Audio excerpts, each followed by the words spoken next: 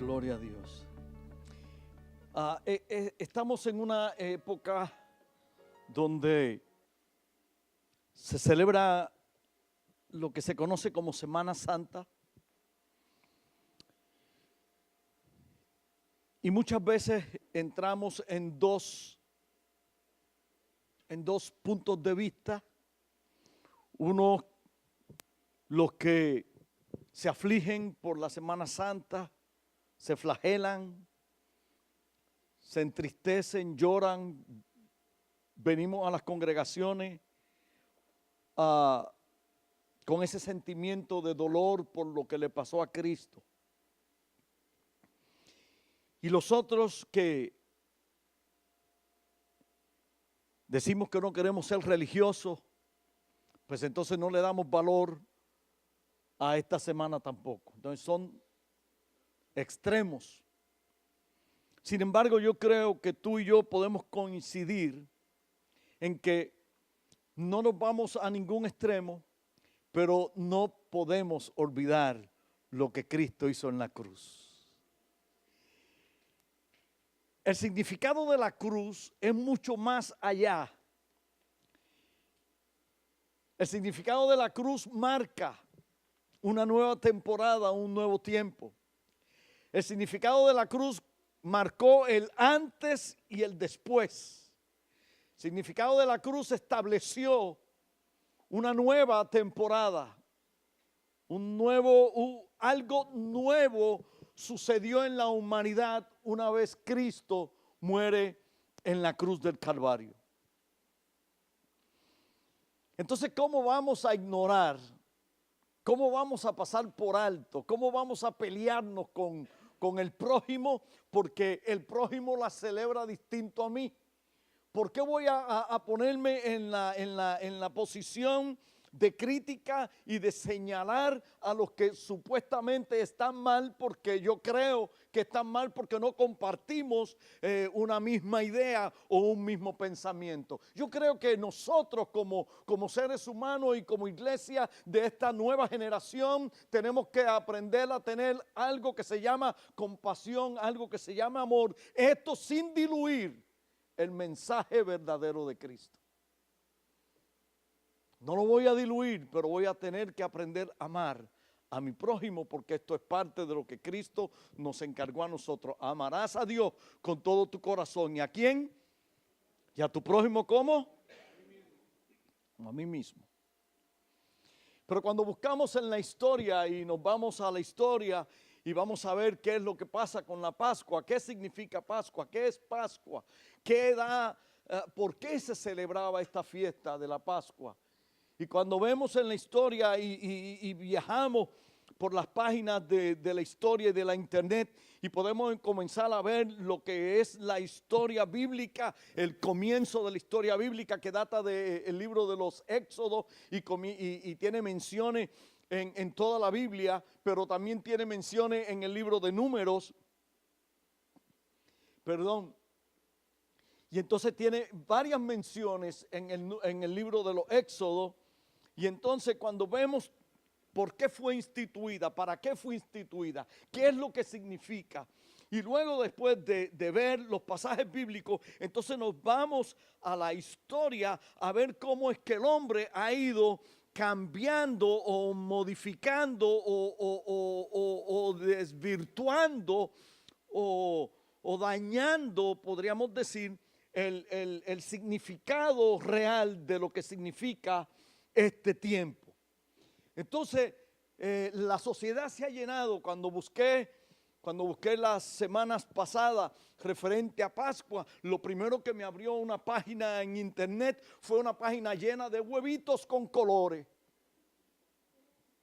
con flores, con monitos, con conejitos de muchos colores.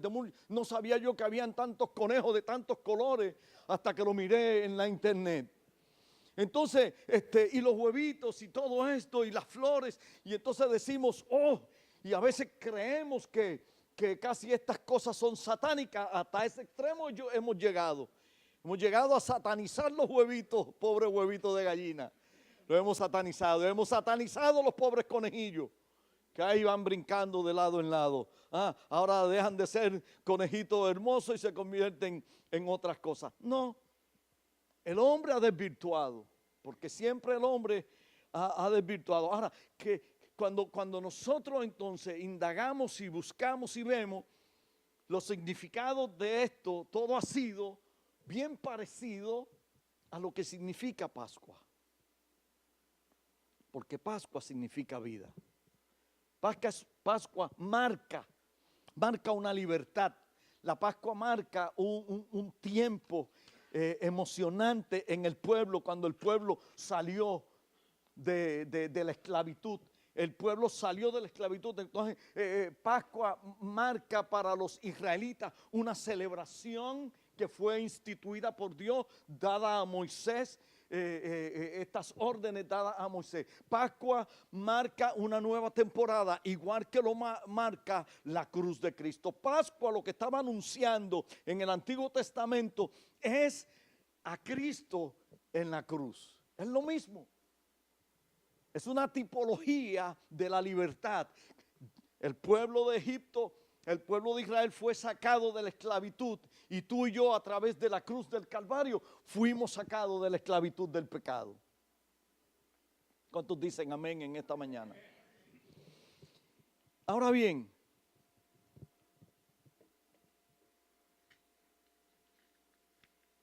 el mensaje de la cruz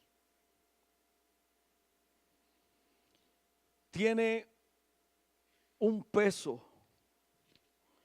El mensaje de la cruz tiene una validez. El mensaje de la cruz tiene,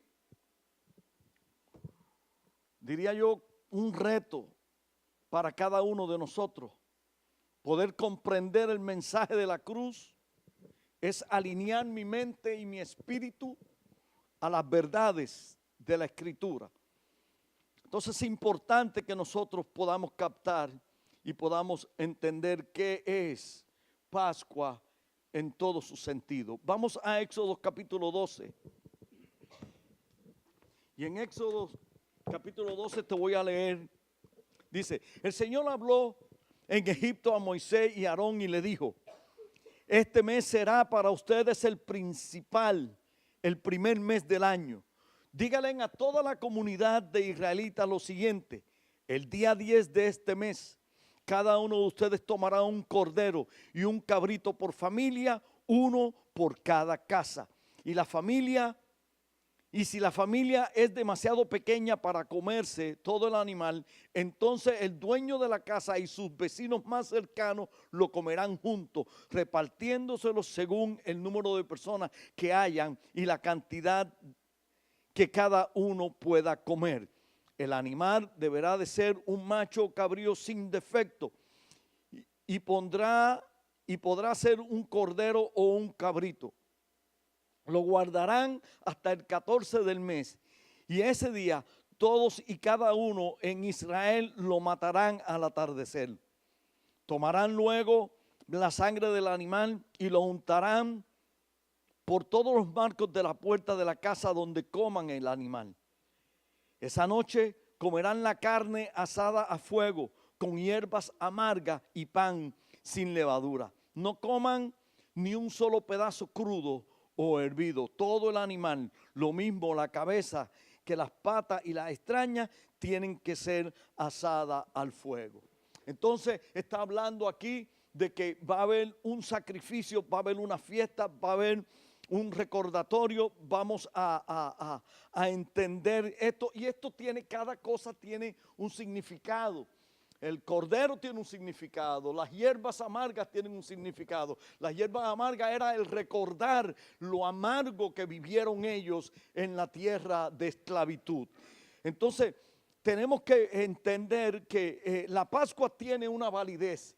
y que la Pascua tiene que ser recordada por nosotros y que la Pascua es algo importante en la vida de nosotros. La Pascua en la vida del creyente no debe de ser una celebración anual. La Pascua en la vida de cada uno de nosotros es una celebración diaria, porque diariamente nosotros podemos recordar lo que Cristo hizo en la cruz por mí y cómo me posicionó como hijo para que el propósito de Dios se realice en mi vida. No escuché amén. No lo escuché tampoco, no. Amén, aleluya. Sí. Entonces es importante que nosotros veamos implícito en la Pascua el sacrificio de Cristo en la cruz del Calvario. La Pascua lo que está anunciando es lo que habría de venir. Lo que hablaba el Antiguo Testamento de sombras y de tipologías, ahora se está viendo, se parpa entonces en lo que Cristo hizo en la cruz del Calvario. Yo quiero que vayamos a Filipenses, un texto muy, muy conocido por cada uno de nosotros. Filipenses capítulo 2.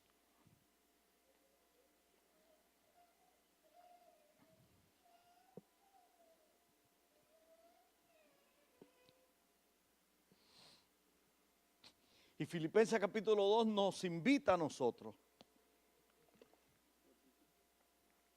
El versículo 5. Filipenses capítulo 2 nos invita a nosotros a que seamos partícipes.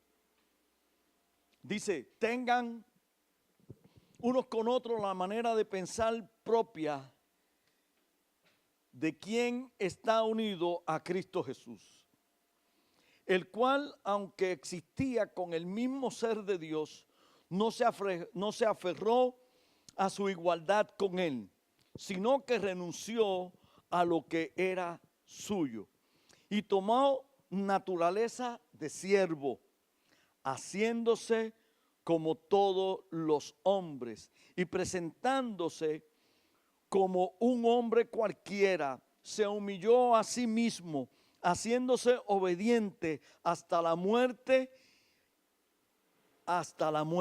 en la cruz. Diga, hasta la muerte en la cruz. Él se humilló ¿hasta dónde? Hasta la muerte en la cruz. Él fue el cordero de la Pascua. Él fue el cordero que fue entregado para que fuera sacrificado. Él es el cordero entregado para el sacrificio. Por eso Dios le dio el más alto honor y el más excelente de todos los nombres, para que ante ese nombre concedido a Jesús doblen todas las rodillas en el cielo, en la tierra y debajo de la tierra, y todos reconozcan que Jesucristo es el Señor para gloria de Dios. ¿Quién es el Señor? Jesucristo es el Señor. Di conmigo, Jesucristo es el Señor de mi vida. Él es el Señor de mi vida porque Él me escogió a mí antes de la fundación del mundo. Él me amó a mí primero. Él me vio a mí primero. Y yo quiero leerte unos cuantos textos bíblicos que nos va a posicionar, nos va a dejar ver la verdad sobre la cruz. Ahora, antes de yo entrar en esos textos bíblicos, yo te quiero hablar un poquito de qué es lo que hace la cruz. ¿Qué es la cruz? La cruz era en aquella época una de las formas de muerte más tétrica, más terrible que un ser humano podía experimentar. La cruz no era algo que la gente anhelara. Por algo hay un texto bíblico que dice, el que quiera seguir en pos de mí, tome su cruz y ¿qué? Y sígame. Pero eso a veces lo tomamos tan liviano. Tomar la cruz de Cristo, voy a tomar la cruz de Cristo, voy a caminar con ella. Mire, la cruz habla de muerte. La cruz habla de muerte. Y si habla de muerte, quiere decir que el yo mengua. Mi vida tiene que menguar como dijo Juan, es necesario que yo mengüe para que Él crezca. Entonces la cruz habla de muerte. Y una de las cosas que nosotros debemos de entender, que si Cristo murió en la cruz, Él murió en la cruz para darnos vida a nosotros, dice la Biblia. Y leí en estos días un pensamiento que dice, aquel que no pudo salvar su vida, salvó la humanidad. Aquel que no pudo salvar su vida, entregó su vida, salvó la humanidad. Y Hebreo lo dice de una manera que me gusta, porque dice que Él puso por delante el gozo. Él estuvo dispuesto a morir, pero Él puso el gozo primero. Entonces, ¿cómo que puso el gozo? Bueno, yo lo veo de esta manera. Él puso en su mente que su muerte en la cruz iba a traer una liberación a la humanidad. Él puso en su mente que la muerte de Él en la cruz te iba a hacer libre a ti de una condenación eterna. Entonces, lo que Él hizo en la cruz tiene un significado tan grande para nosotros, tiene un valor tan grande, que nosotros deberíamos de ser uno con Cristo, porque una de las cosas que la Biblia dice es que el apóstol dice, yo estoy muerto con Cristo, pero no me quedé muerto, sino que resucité juntamente con Él. Y ya no vivo yo, más vive ¿quién en mí? Ahora vive Cristo en mí. Diga conmigo, la cruz habla de muerte. Y la batalla mía es no morirme. La batalla de nosotros es que no queremos morir. La batalla de nosotros es la guerra que tenemos con el morir para vivir. No hemos podido captar, no hemos podido entender qué es la metamorfosis de lo que se forma en la vida de nosotros para nosotros podernos alinear al Evangelio de Jesucristo, a poder entender realmente que mi vida no está basada en hechos, en actos, en cosas que tengo que hacer para merecer, sino que mi vida lo que tiene es que estar alineada a lo que aquel hizo por mí, y yo vivir en la obra de lo que Él hizo. Y yo comenzar a vivir en lo que el amado ganó para mí. Todo lo que Él ganó para mí, todo lo que Él hizo para mí. Ahí es donde yo debo de aprender a estar posesionado. Esa es mi posición de hijo, mi posición de heredero. Por lo tanto, entonces, ¿qué es lo que debo hacer? Lo que debo es internalizar. Internalizar que la muerte de Cristo en la cruz del Calvario dio vida a la mía. Que la muerte de Cristo en la cruz del Calvario me hace un más que vencedor y me convierte en un más que victorioso. Dice la Escritura en Gálatas capítulo 6, versículo 12. Esos que quieren obligarlos a circuncidarse, lo hacen solamente para quedar bien con la gente y no ser perseguido por causa de la cruz de Cristo. Corintios 1:17. Pues Cristo no me envió a bautizar, sino a predicar el evangelio. Y son sin discurso de sabiduría humana, para que la cruz de Cristo no pierda su eficacia. Corintios capítulo 1, versículo 18. Me explico. El mensaje de la cruz es locura para los que se pierden. En cambio, para los que se salvan, es decir, para nosotros, este mensaje es poder de Dios. Corintios 2:2. Me propuse más bien, estando entre ustedes, no saber cosa alguna, excepto de Jesucristo y de este crucificado. Gálatas 5:11. Hermano, si es verdad que todavía predico la circuncisión, ¿por qué se me sigue persiguiendo? Si tal fuera mi persecución, mi predicación, la cruz no ofendería tanto. Y otra versión dice esto mismo, pero de otra manera. Dice, ¿comprometería yo el mensaje de la cruz para predicar la circuncisión solo por el hecho de evitar ser perseguido? Esto sería una locura. Efesios capítulo 2, versículo 13. Pero ahora, unido a Cristo Jesús por la sangre que Él derramó, ustedes que estaban lejos, ahora están cerca. Nosotros los que estábamos lejos, ahora como estamos, ahora estamos cerca. Filipenses 2:8. Se humilló a sí mismo, haciéndose obediente hasta la muerte de cruz. Filipenses 3:18. Ya les he dicho muchas veces y ahora se los repito con lágrimas, que hay muchos que están como enemigos de la cruz de Cristo. Primera de Pedro 2:24. Cristo mismo llevó nuestros pecados en su cuerpo sobre la cruz para que nosotros muramos al pecado y vivamos una vida de rectitud. Cristo fue herido para que ustedes fueran sanados. Él fue herido para que nosotros fuéramos sanados. Colosenses 1:20. Por medio de Él, Dios reconcilió a todo el universo, ordenando hacia Él tanto a los que estaban en la tierra como los que están en el cielo, haciendo la paz mediante la sangre de Cristo derramada en la cruz. Efesios 2:16, Él puso fin, diga conmigo, Él puso fin en sí mismo a la enemistad que existía entre los dos pueblos y con la muerte en la cruz los reconcilió con Dios, haciendo de ellos un solo cuerpo. Tú y yo somos el cuerpo de Cristo esparcido en la tierra. Romanos 5:9. Ahora pues, que Dios nos ha hecho justo mediante la muerte de Cristo, con mayor razón seremos salvos del castigo final por medio de Él. Hebreos 2:12. Fijemos nuestra mirada en Jesús, pues de Él es el procede nuestra fe, y Él es el que quita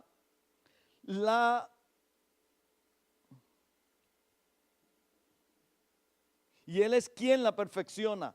Jesús soportó la cruz sin hacer caso a lo vergonzoso de esa muerte, porque sabía que después del sufrimiento tendría gozo y alegría, y se sentó a la derecha del trono de Dios. Colosenses capítulo 2, versículo 14. Dios anuló el documento de la deuda que había contra nosotros y nos obligaba, lo eliminó clavándolo en la cruz.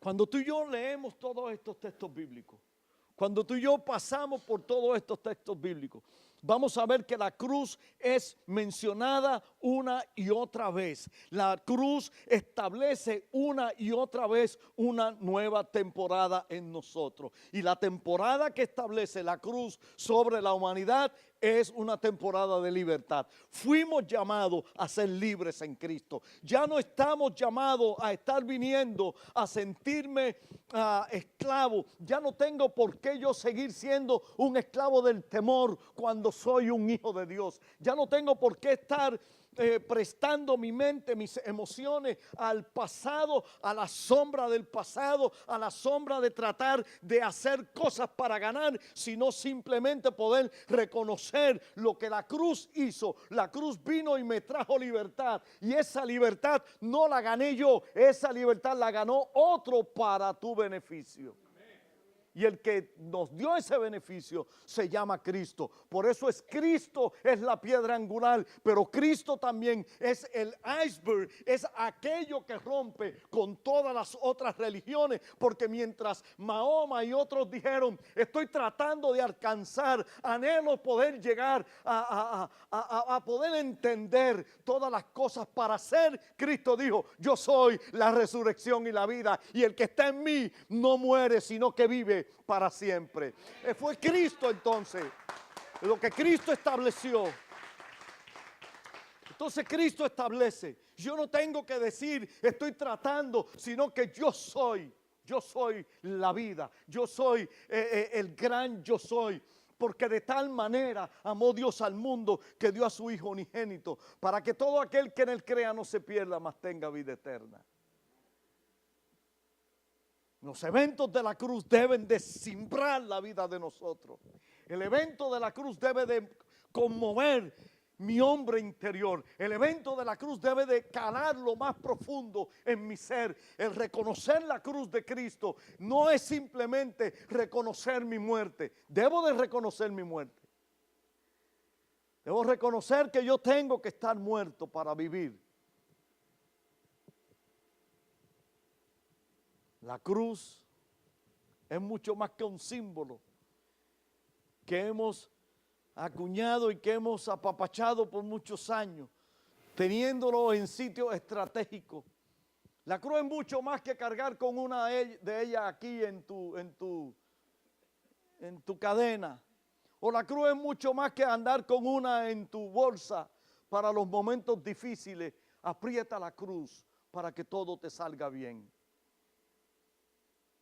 La cruz trasciende a eso. La cruz no es tan banal como muchas veces le hemos querido dar. Le hemos querido dar un significado muy sencillo y muy banal. La cruz significa que lo que tú no podías pagar, que tu deuda impagable, que no había manera para que tú pudieras satisfacer la deuda que teníamos nosotros de pecado. Cristo vino y dijo, ustedes no pueden, pero yo estoy dispuesto a morir por ustedes para que ustedes vivan en la libertad. Entonces, cuando miramos la cruz, una de las cosas que yo he dejado de hacer, porque yo lo hacía, no te puedo decir que no lo hacía, yo lo hacía. Una de las cosas que yo hacía en esta Semana Santa era que yo lloraba.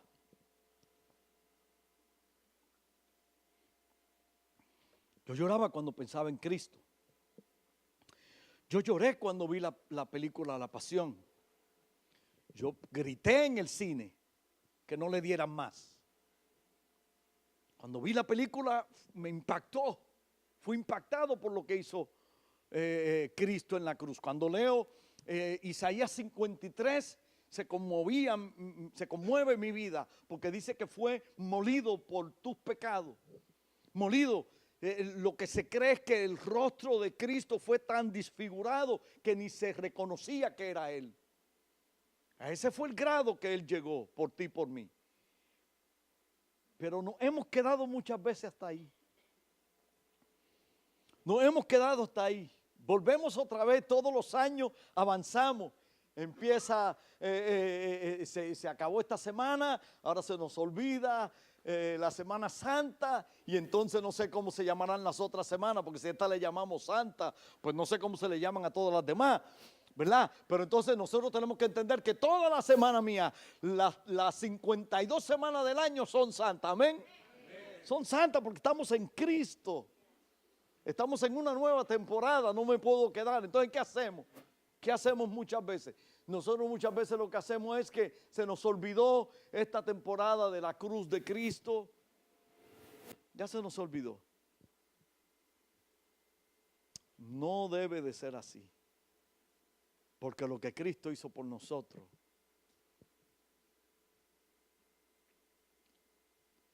Te voy a decir algo que hablaba anoche con José y con Julie. Y es profundo. Lo que Cristo hizo por nosotros,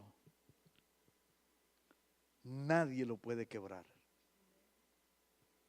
Lo que Él hizo por ti y por mí, nadie lo puede anular. Nadie. Por eso es que entonces el apóstol, cuando se mete a Romanos capítulo 8, comienza a decir, ni la muerte, ni la vida, ni ángeles, ni principado, ni ninguna otra cosa creada me podrá apartar de qué. ¿Y cuál es el amor de Cristo? Su muerte en la cruz del Calvario por nosotros. ¿Cuál es el amor? Lo que Él hizo por ti y por mí. ¿Ah? Entonces, cuando internalizamos que nada me puede apartar del amor de Dios, que es en Cristo Jesús, Señor nuestro, ¿qué significa? Que no importa No importa el error que tú cometas, no importa el error que yo cometa, no importa lo que hagamos, nosotros qué vamos a hacer, nada nos puede apartar. Si algo no te aparta es porque no te fuiste. Y nosotros tenemos que aprender a desarrollar esa conciencia de que aunque yo la haya regado, yo no me voy, yo me quedo y yo me regreso. Y yo le digo a papá, papá, tú me conoces y yo sé que tú me perdonas. Y yo no te voy a dar la espalda nunca, porque no puedo darle la espalda a un amor tan impresionante como el amor de Cristo. Entonces la cruz es libertad. Diga conmigo, la cruz es libertad. La cruz nos reconcilió con Dios. Dilo conmigo, la cruz me reconcilió. Nosotros estábamos enojados con Dios o peleados o había un malestar del hombre, pero la cruz que me hizo me reconcilió. Pero no solamente me reconcilió a mí, sino que reconcilió al judío con el gentil. Reconcilió hay una historia ahí en el mismo libro de Éxodo que lo habla bien clarito, y es que cuando se iba a celebrar la Pascua, hubieron unos hombres que tocaron a un muerto. Eso creo que está en el capítulo 12, está en el capítulo 12 de Éxodo. Tocaron a un muerto y entonces vinieron y le dijeron a Moisés, Moisés, nosotros no podemos celebrar la Pascua porque tocamos un muerto y la ley dice que si tocas un muerto no lo puedes hacer. Y Moisés le dijo, tranquilo, déjame hablar con Dios a ver qué Dios dice. Y Dios habló con Moisés y Moisés le dijo, sí, aunque hayas tocado un muerto, tú puedes celebrar la Pascua. Aunque nosotros seamos malos, Él seguirá siendo bueno. Aunque nosotros la reguemos, Él seguirá amándonos a nosotros. Entonces el amor de Dios excede todo conocimiento y sobrepasa todo lo que tú y yo muchas veces creemos. La cruz de Cristo vino a traer libertad a nosotros, pero dice en Colosenses capítulo 2, versículo 14, que Él anuló el documento que había, Él anuló el documento de la deuda. Había una deuda impagable. Él agarró esa deuda y la canceló. Él la anuló. Él la pagó. Y la eliminó clavándola ¿en dónde? En la cruz. Por ese acto de Cristo, entonces tú y yo somos ¿qué? Somos nueva criatura.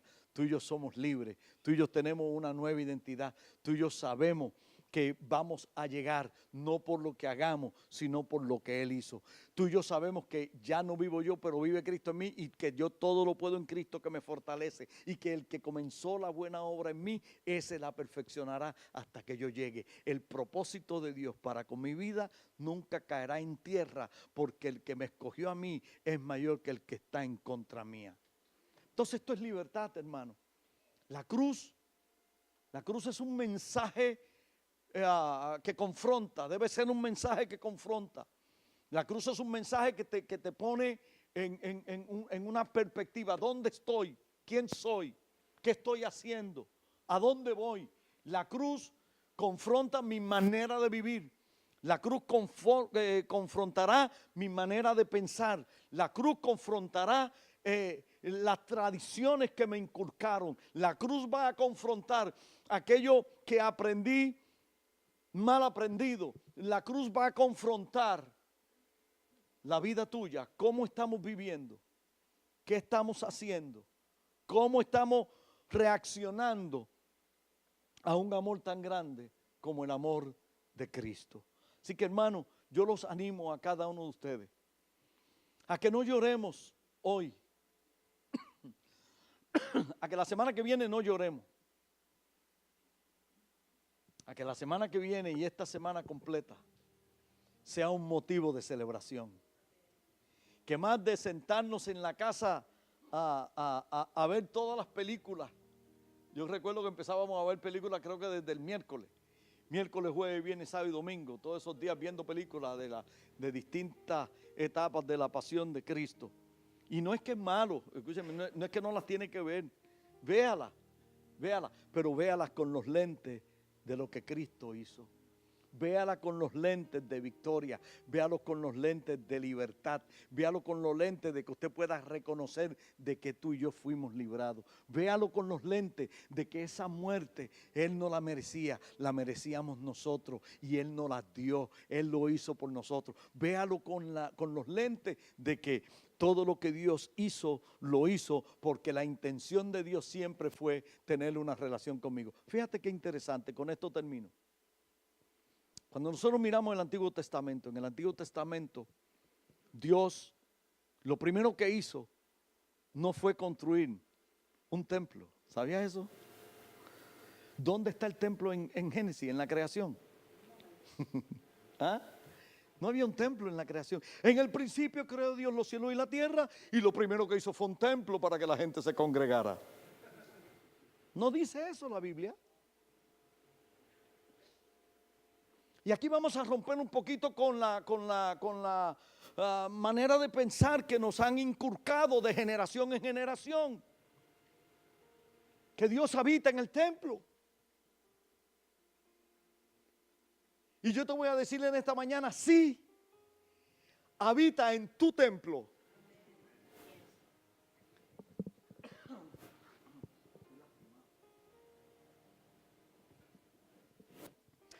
Perdóname, me acaban de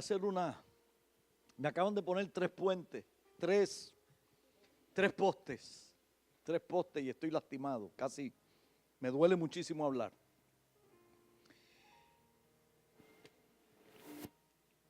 ¿En qué habita Cristo entonces? Dígamelo, yo quiero escucharlo. ¿Dónde habita Cristo? ¿Dónde habita Cristo? Entonces, porque a veces venimos a la iglesia y salimos diciendo el culto no estuvo bueno. Porque entonces salimos de la iglesia y decimos, ay, yo no sentí la presencia de Dios en esa iglesia hoy.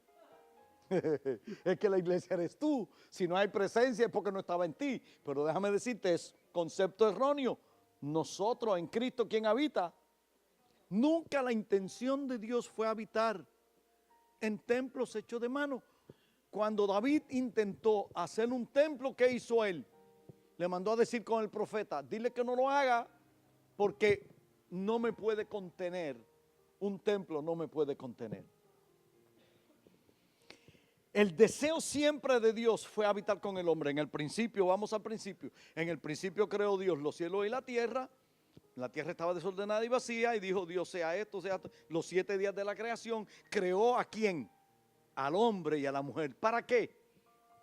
Dice la escritura que entonces él bajaba. No saben, no recuerdan ustedes el texto bíblico cuando el hombre pecó.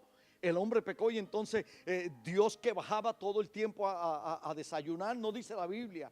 No lo dice. A lo mejor me imagino yo que algunos días iba a desayunar y en otras ocasiones iba a tomar café a las 3 de la tarde. Después en otra iba a una buena cena por la tarde también, en la noche, ¿no? No dice la Biblia todos los detalles de qué era lo que Dios hacía con el hombre, pero una cosa que sí dice, que no lo tengo que buscar, que no está implícito, sino que está ahí, palpable, es que Dios hablaba con el hombre. Y hablando con el hombre, entonces Dios le dijo, Adán, ¿dónde estás? ¿Y qué dijo Adán? Aquí estoy, pero ¿en dónde que no te veo? Mírame, ¿dónde estás, Adán? Aquí detrás de este árbol. Pero ¿y qué pasa contigo, Adán? Hello. Se cortó la señal. ¿Qué pasó, Adán? ¿Qué pasó? Aquí estoy escondido porque estoy desnudo. Y él le dijo, ¿y quién te dijo que estás desnudo? ¿Qué hiciste porque estás desnudo? El pecado causó desnudez. No. El hombre había estado desnudo siempre. Léalo. Léalo para que usted vea. Ellos habían estado desnudos siempre. Pero ¿y quién te dijo que estás desnudo? Gracia. Ahora te voy a mostrar la gracia en medio de la ley. Gracia es más, gracia sin ley todavía. Gracia. Porque todavía no había nada establecido. Lo que está establecido es lo que el Padre es. Y el Padre es un Dios de gracia. Y la gracia de Dios se manifiesta ahí. Y le dice, aunque pecaste, aunque me desobedeciste, aunque ahora te ves desnudo, no te voy a dejar sintiéndote así, te voy a cubrir. Y dice la Escritura que entonces Dios proveyó pieles y los cubrió a ellos. Diga conmigo, ese es amor de Dios. Dígalo, dígalo. Wow. Dígalo, yo no sé si usted me está captando y lo está entendiendo, pero diga conmigo, wow. Esto es una película. El amor de papá manifestado al hombre. Y ese mismo amor es el que está manifestado para tu vida hoy. Es el mismo amor. Es el mismo amor. Que cuando tú pecas, Él te dice, ¿qué pasó? Pequé. No te voy a dejar igual. Voy a hacer provisión para contigo. Y le dijo a la mujer entonces, tus pecados te son perdonados. Vete y no peques más. La cruz es libertad. Diga conmigo, la cruz es libertad. Ponte de pie. Póngase de pie en esta mañana. Dele un aplauso al Señor por lo que Él hizo.